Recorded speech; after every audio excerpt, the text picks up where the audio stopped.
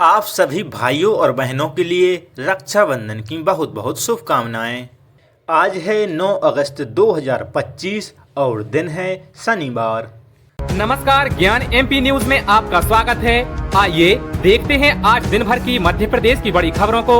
उससे पहले आप वीडियो को लाइक करना ना भूलें और कमेंट में अपने जिले का नाम जरूर बताएं।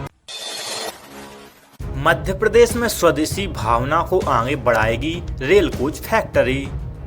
प्रधानमंत्री श्री नरेंद्र मोदी की स्वदेशी की भावना को बढ़ावा देने के लिए मध्य प्रदेश में स्थानीय स्तर पर न केवल उत्पाद तैयार किए जाएंगे बल्कि निर्यात भी होगा। इसी स्वदेशी की भावना को साकार करते हुए रायसेन के उमरिया ग्राम में 60 हेक्टेयर से अधिक भूमि पर 1800 करोड़ रुपए की लागत से बनने वाली ब्रह्मा परियोजना का भूमि पूजन एवं शिलान्यास 10 अगस्त को ओबेदुल्लागंज के दशहरा मैदान पर होगा।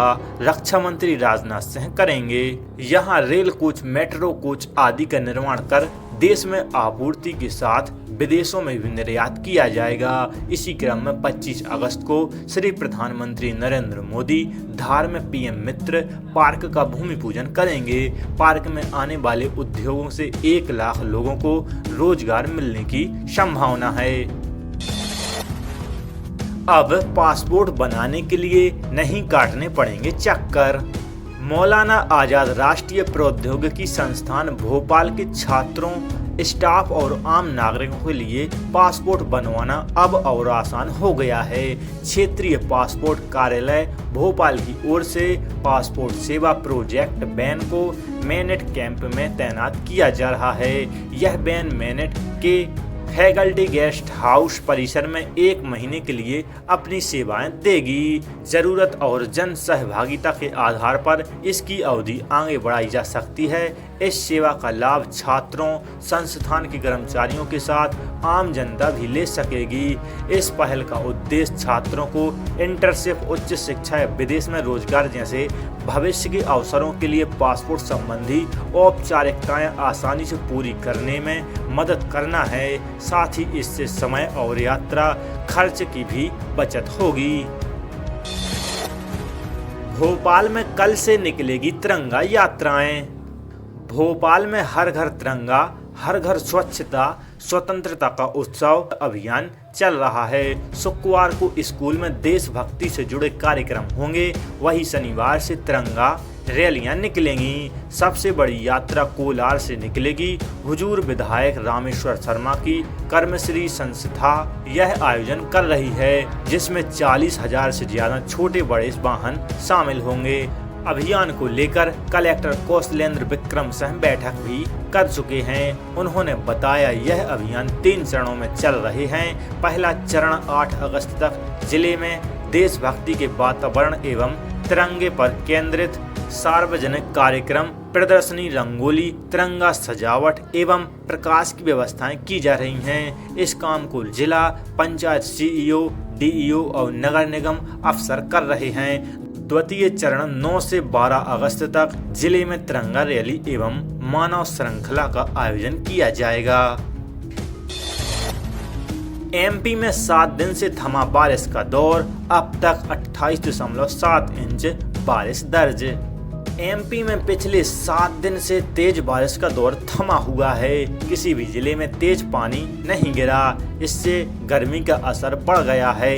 गुरुवार को 10 से ज्यादा जिलों में दिन का पारा 34 डिग्री के पार पहुंच गया। ऐसा ही दौर शुक्रवार को भी बना रहेगा और शनिवार को बने रहने की संभावना है। कहीं भी बारिश का अलर्ट जारी नहीं है। मौसम विभाग के अनुसार अब तक प्रदेश में 28.7 इंच बारिश हो चुकी है, जो कुल बारिश का 77% है। जून जुलाई में स्ट्रॉन्ग सिस्टम की वजह से अब तक 37% बारिश ज्यादा हो चुकी है। इसमें भी पूर्वी हिस्से जैसे जबलपुर, रीवा, सागर और शहडोल संभाग ठीक हैं। इंदौर और उज्जैन संभाग की स्थिति ठीक नहीं है।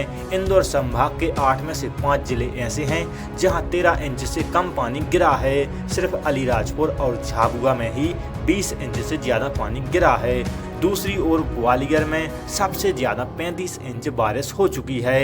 यहां कुल बारिश का कोटा पूरा हो चुका है। जबलपुर और भोपाल की तस्वीर भी बेहतर है।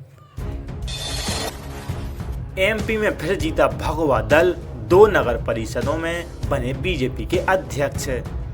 एमपी में भगवा दल ने फिर परचम लहराया है। प्रदेश की 2 नगर परिषदों में बीजेपी के अध्यक्ष बने हैं। दोनों ही अध्यक्ष महिलाएं हैं। कटनी जिले की नगर परिषद विजय राघवगढ़ में बीजेपी की राजेश्वरी दुबे अध्यक्ष चुनी गई हैं। वहीं कोमोर नगर परिषद में बीजेपी की ही पलक ग्रोवर अध्यक्ष निर्वाचित हुई हैं। पार्टी की नवनिर्वाचित नगर परिषद अध्यक्षों को बीजेपी प्रदेश अध्यक्ष हेमंत खंडेलवाल ने बधाई दी है।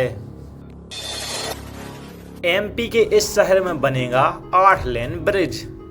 मध्य प्रदेश के इंदौर शहर में MR10 पर 4 लेन रेलवे ओवर ब्रिज को 8 लेन ब्रिज बनाया जाएगा। करीब 50 करोड़ खर्च कर 1.5 साल में ब्रिज का काम पूरा किया जाएगा। योजना 171 के प्रभावित प्लाट धारक इस दौरान IDA पर प्रदर्शन भी करेंगे। IDA की शुक्रवार को होने वाली बैठक में ओवर ब्रिज निर्माण के लिए टेंडर को मंजूरी दी जाएगी।